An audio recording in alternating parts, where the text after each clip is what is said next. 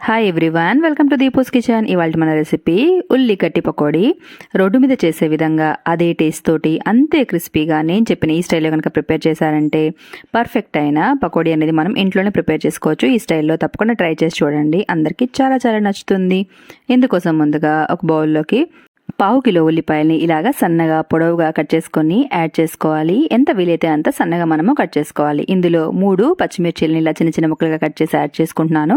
అలాగే 2 టేబుల్ స్పూన్ల వరకు కొత్తిమీర తరుగు, 2 టేబుల్ స్పూన్ల వరకు కరివేపాకు తరుగును కూడా ఇక్కడ యాడ్ చేసేసుకోవాలి. 1 టీ స్పూన్ అంతా జీలకర్రని యాడ్ చేస్తున్నాను. అలాగే 1/2 టీ స్పూన్ పసుపు, 1/2 టీ స్పూన్ అంతా కారం, 1/2 టీ స్పూన్ అంతా ధనియాల పొడి. మీరు ఇక్కడ ధనియాలని క్రష్ చేసుకొని కూడా యాడ్ చేసుకోవచ్చు, బాగుంటుంది.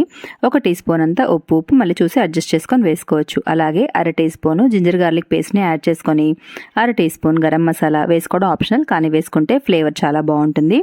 అలాగే 1 టేబుల్ స్పూన్ వరకు ఆయిల్ని వేసుకొని ముందుగా వీటన్నిటిని బాగా కలిసే విధంగా ఇలా బాగా పిండుకుంటూ మనము మిక్స్ చేసేసుకొని తీసుకోవాలి. మనకి బయట దొరికే పకోడీ అంత టేస్టీగా ఉండడానికి కారణం ఇదే. ఫ్లేవర్స్ అన్నీ బాగా ఉల్లిపాయలకి ఇలా పట్టించేసేయాలి. బాగా మిక్స్ చేసుకొని ఆ తర్వాత 4 టేబుల్ స్పూన్ల వరకు శనగపిండిని యాడ్ చేసుకోవాలి. తర్వాత 1 టేబుల్ స్పూన్ అంతా బియ్యపిండిని యాడ్ చేసుకోవాలి. పిండి కావాలనుకుంటే తర్వాత కన్సిస్టెన్సీని చూసుకొని అడ్జస్ట్ చేసుకొని మీరు వేసుకోవచ్చు అనమాట. చూస్తున్నారు కదా, ఇలా చేతులతో బాగా పిండుకుంటూ మనము రెడీ చేసేసుకోవాలి. కావాలనుకుంటే 1 స్పూన్ వాటర్ని అయితే యాడ్ చేసుకోవచ్చు.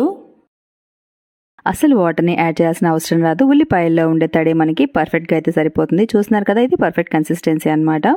బాణల్లో ఆయిల్ని బాగా వేడి చేసేసిన తర్వాత మీడియం ఫ్లేమ్లో ఉంచేసుకోవాలి.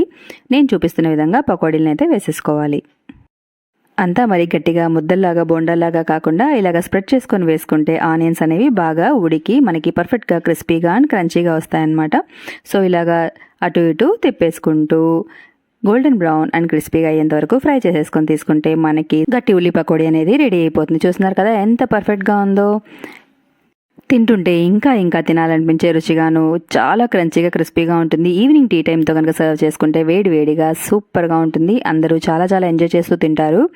వీటిని మనము కొంచెం వేయించిన కరివేపాకుతో కనుక సర్వ్ చేసుకున్నామంటే అక్కడక్కడ తినడానికి కరివేపాకు చాలా టేస్టీగా ఉంటుంది. తప్పకుండా ట్రై చేయండి. రెసిపీస్ నచ్చుతున్నట్లయితే ఛానల్ని తప్పకుండా సబ్స్క్రైబ్ చేసుకోండి. అలాగే ఒక లైక్ ఇవ్వడం అస్సలు మర్చిపోకండి. ఫ్రెండ్స్ అండ్ ఫ్యామిలీస్కి షేర్ చేసి నన్ను సపోర్ట్ చేయండి ప్లీజ్.